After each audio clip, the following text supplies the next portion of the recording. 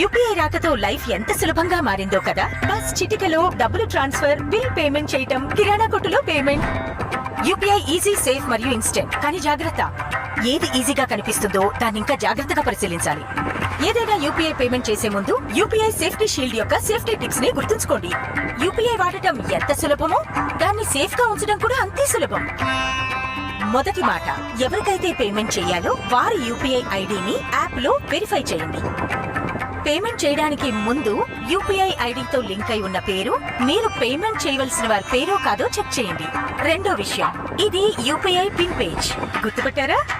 అన్ని UPI app లో ఇదే పేజీలో యూపీఐ పిన్ ఎంటర్ చేయాలి.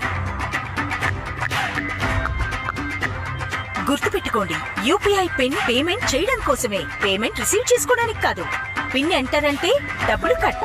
అలాగే క్యూఆర్ స్కాన్ చేసినా, పిన్ ఎంటర్ చేసినా అంటే డబ్బులు కట్. ఇంకా మీ యూపీఐ పిన్ ఎవరితోనూ షేర్ చేయకండి. ఏ వెబ్సైట్ లోనూ, ఏ ఆన్లైన్ ఫామ్ లోనూ ఫిల్ చేయకండి. ఇంకొక మాట, పేమెంట్ అయిన తర్వాత మీ డెబిట్ ఎస్ఎంఎస్ ని చెక్ చేసుకోండి. మీకు తెలియకుండానే మీకు డెబిట్ ఎస్ఎంఎస్ వస్తే మాత్రం వెంటనే మీ బ్యాంకుకి ఇన్ఫార్మ్ చేయండి. చివరిగా, మీకు మీ పేమెంట్ లో ఏదైనా ఇబ్బంది కలిగితే మీ యూపీఐ యాప్ ద్వారానే కంప్లైంట్ రేస్ చేయండి మరియు మీ ప్రాబ్లం కి సొల్యూషన్ పొందండి.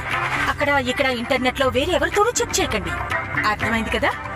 యూపీఐ పేమెంట్ మన లైఫ్ ని ఖచ్చితంగా సులభతరం చేసింది. యూపీఐ సేఫ్టీ షీల్డ్ యొక్క ఈ ముఖ్యమైన విషయాలు గుర్తుంచుకోండి. ఇది కూడా సులభమే. సేఫ్ గా ఉండండి, యూపీఐ చేయండి.